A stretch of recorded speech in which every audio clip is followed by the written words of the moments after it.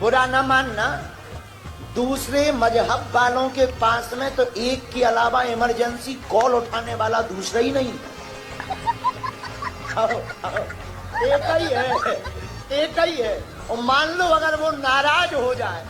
تو ایمرجنسی کال نہیں اٹھ سکتی ان کی، ادھر تو لمبی لین ہے۔ دیکھو یار، برا مت ماننا، تمہارے اسی سوال کا جواب نا اسی ایمرجنسی کال اٹھانے والے رب نے 1450 سال پہلے اپنی کتاب قرآن کے اندر دے دیا ہے، کیونکہ اس کو معلوم تھا کہ تم جیسے لوگ ہمیشہ یہی سوال اٹھاتے رہیں گے۔ سنو اور دل کے کانوں سے سنو، قرآن کی سورہ زمر کی آیت نمبر 29 کے اندر اللہ رب العزت ارشاد فرماتا ہے، ضرب اللہ مثلا رجلا فیہ شرکاء متشاکسون ورجلا سلما لرجل هل یستویان مثلا۔ اللہ نے مثال بیان کی ایک ایسے شخص کی کہ جس کے کئی مالک ہوں اور وہ مالک آپس میں جھگڑتے رہتے ہوں کہ اگر ایک کو راضی کرتا ہے تو دوسرا ناراض ہو جاتا ہے، دوسرے کو راضی کرتا ہے پہلا ناراض ہو جاتا ہے، اور دوسری طرف ایک ایسا شخص ہے کہ جس کا صرف اور صرف ایک ہی مالک ہے۔ تو اللہ پوچھتا ہے کہ مجھے بتاؤ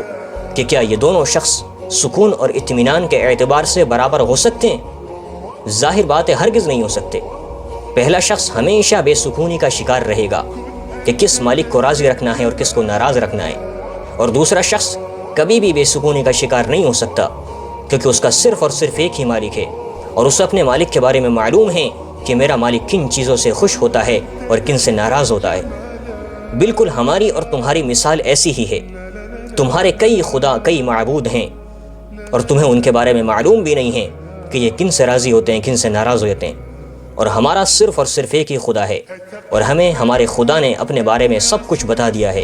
کہ میں کن چیزوں سے راضی ہوتا ہوں اور کن سے ناراض ہوتا ہوں۔ یہی وجہ ہے کہ ہم ہمیشہ سکون، اطمینان اور خوشیوں میں رہتے ہیں، اور تم ہمیشہ بے سکونی اور ٹینشن میں رہتے ہو۔ تو تمہارے سوال کا جواب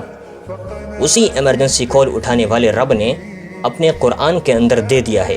اور رہی یہ بات کہ اگر وہ ناراض ہو جائے تو ایمرجنسی کال کون اٹھائے گا، تو سن لو، ہمارا خدا ناراض ہونے کے بعد ایسا نہیں ہے کہ کبھی راضی نہیں ہو سکتا، اور اس کو راضی کرنا کوئی بہت بڑے چیلنج کی بات ہو، بلکہ وہ تو فرماتا ہے کہ میرے بندے اگر زمین سے لے کر آسمان تک